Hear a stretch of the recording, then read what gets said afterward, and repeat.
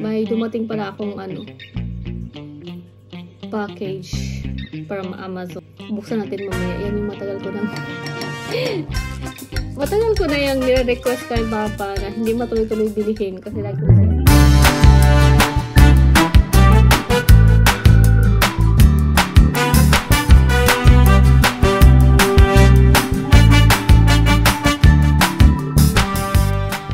Hi guys! Good afternoon! Dito kami sa guys, papunta kaming City Hall dahil 1 and a half check-up ni Aling Maliit. Ay, ni Haruka. 17 kami guys.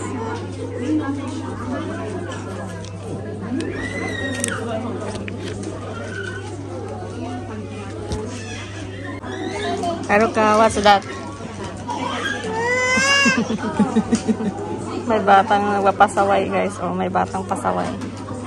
Ayaw magpalapag, gusto karga lang.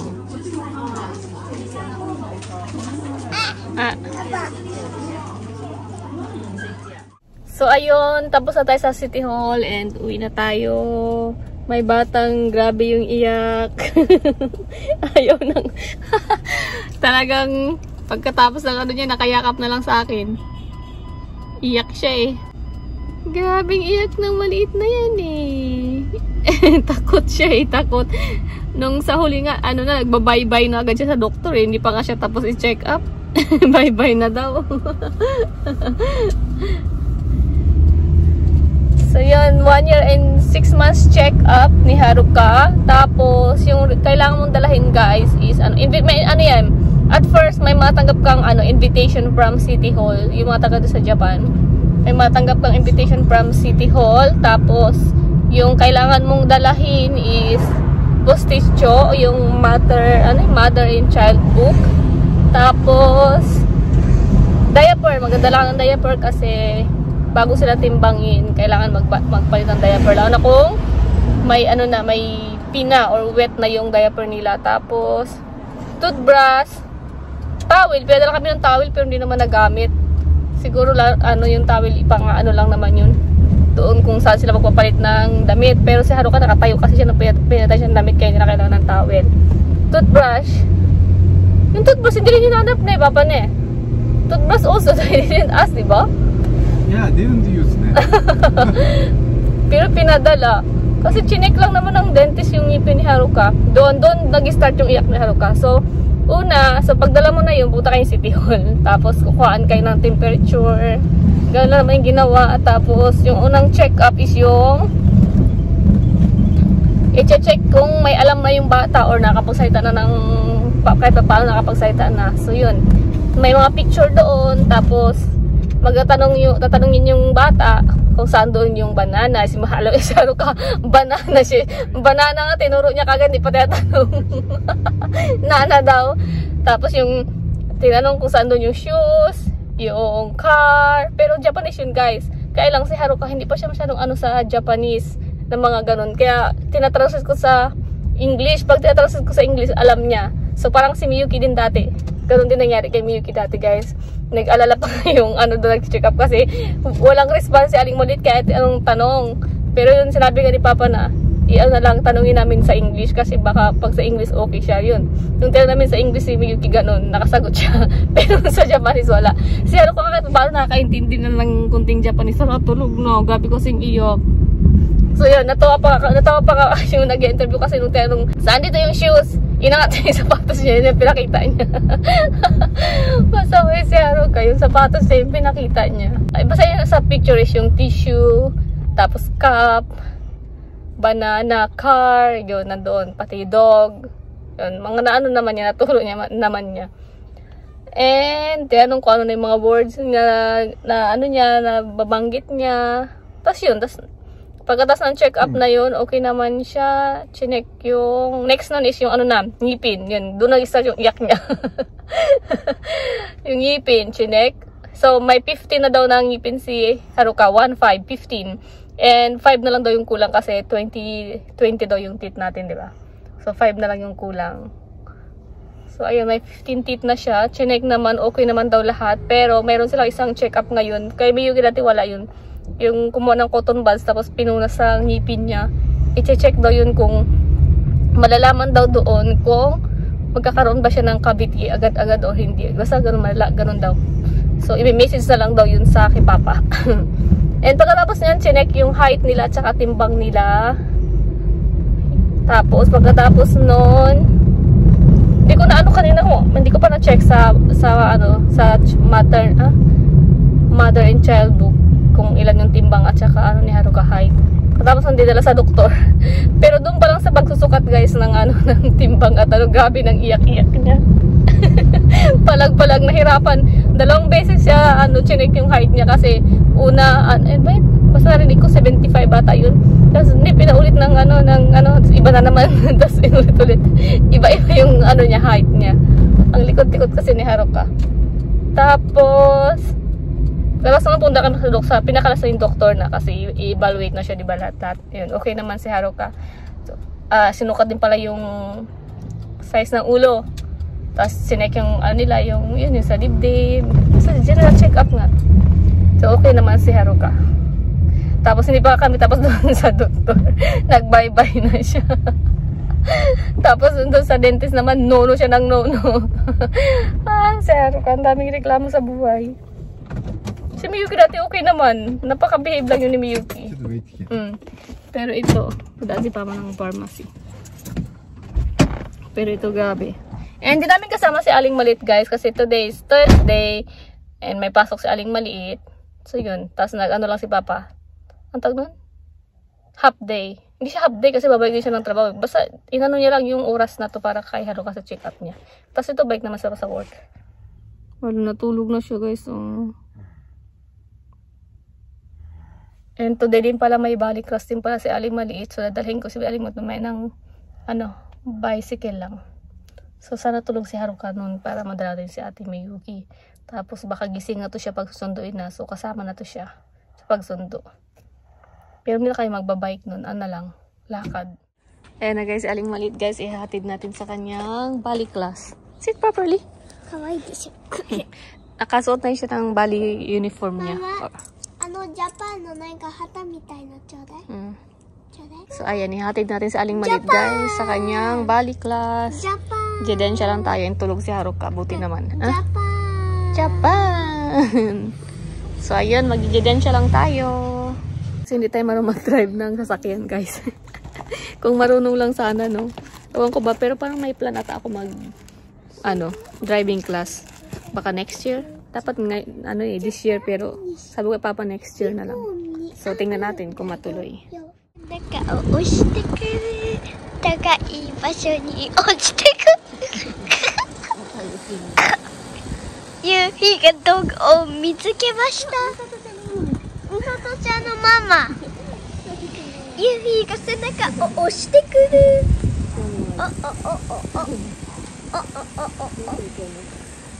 いつもバレエのところ。多分ですよ。私もEnglishです。夕日が背中を押してみんなで押してくるよ。Pick up bisa Misato. そう。夕日が背中を押して。Misatoはいつもいつもじゃないね。いつもキッズ。今日ミサトキッズって言ってたじゃん。夕日が背中を押して。夕日が。おお。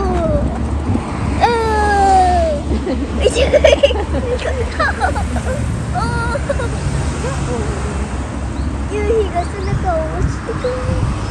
高い場所に落ちてくる。高い場所に落ちてくる。落ちてくるよー。てててててててて。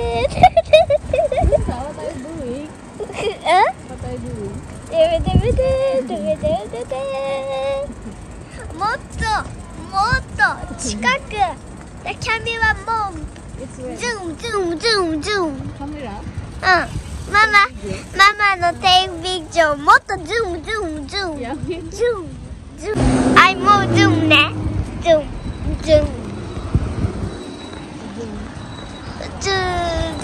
何時？ズーム。I taking you video よ。髪の毛だけママの髪の毛だけで髪の毛、ママの髪の毛So ayun, nakauwi na tayo galing hatid galing maliit and magkakape ako. Magkakape. And ito yung ko guys, partner sa ating kape today. Nabili namin ito kanina doon sa City Hall and kaya gusto ko rin pumunta doon sa City Hall dahil pag namimiss ko tong nila yung melon pan, pero mayroon siyang custard cream sa loob. Yun yung nagpapasarap sa kanya. And dalawa to, kinain na ni Miyuki kanina yung isa. Pagdating niya galing school. As inaubos niya talaga, nasarapan. Na-miss niya rin daw. Ang tagal din namin nakakain ito. Ayan. Kasi dati, nung may Toys R Us pa malapit sa amin, or doon sa City Hall, pagka tuwing uuwi ako, talagang dumadaan ako sa City Hall, diba, Toys R Us. Ngayon kasi wala ng Toys R Us, kaya wala rin akong dahilan para pumunta doon. Sa side doon. Dati kasi, nung time ni Miyuki, may Toys R Us pa doon. Kaya pag pupunta, pag uwi, dadaan talaga ako City Hall kasi sa loob ng City Hall lang to. Yung may nabibintang ganito. So, yun siya guys. O, mayroon siyang, kita ba? Ayan custard cream sa loob. Yun yung masarap.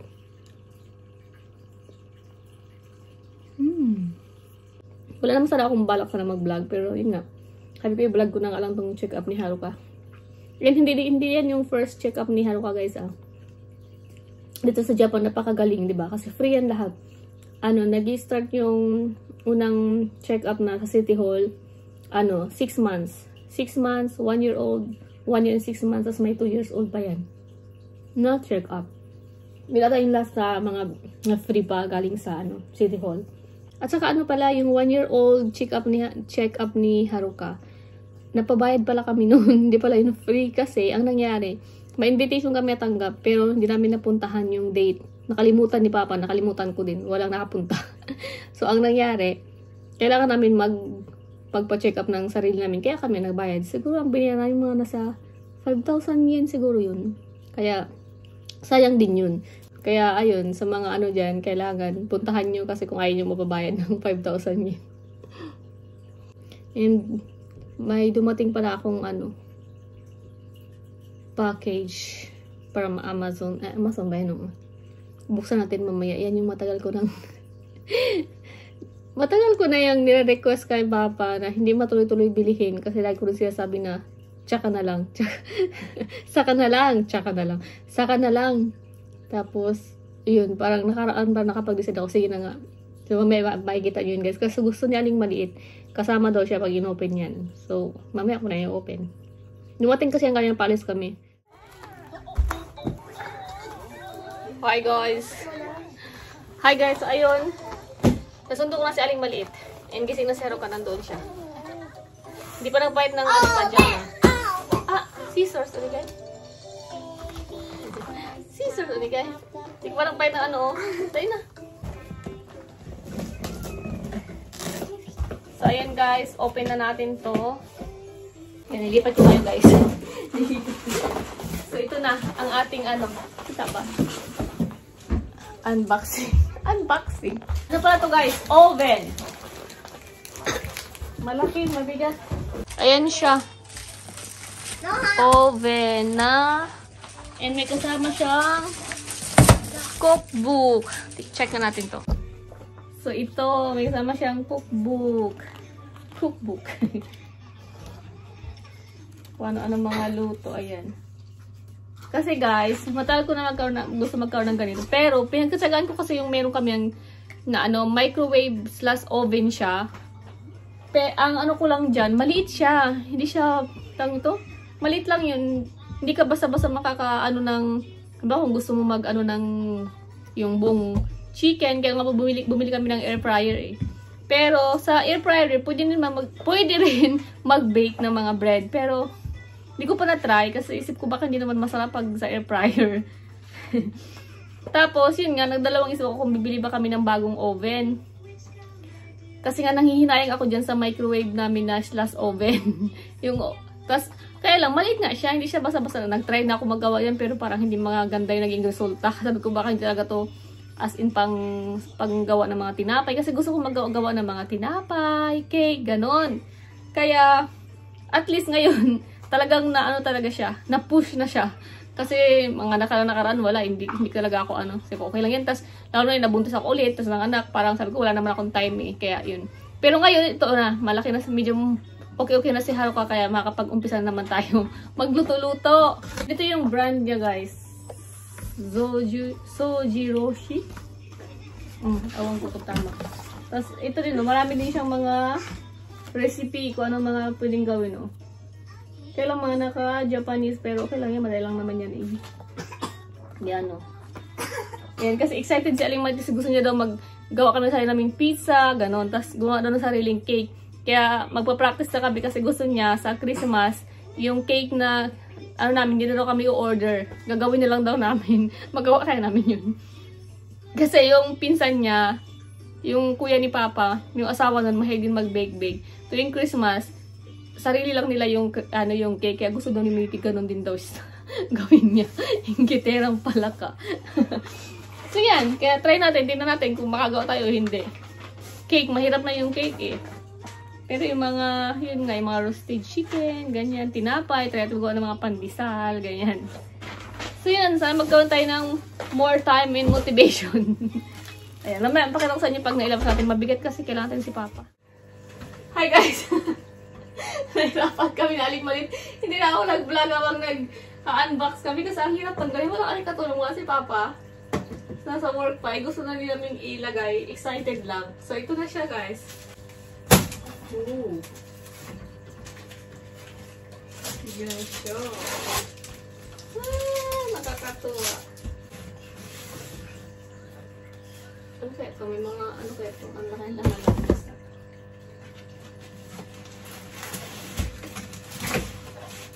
Wow. May laman kaya ito? Or box lang? Ito pala yung laman ng box, guys. May kasama na siyang ganito.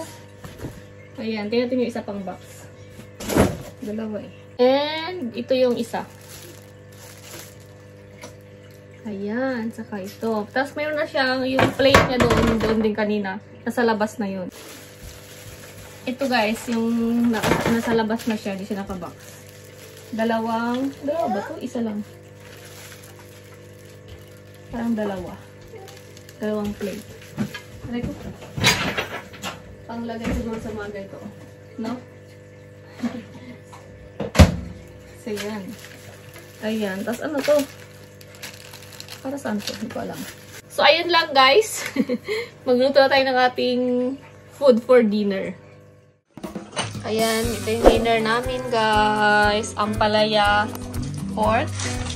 Yung ano lang yan. Parang samgyeopsal style. Okra. Then, sashimi ni Papa and may batang kumakain na. Aling maliit. Tadakimasu. Haru kayo tadakimasu wa? What? A water? Wait.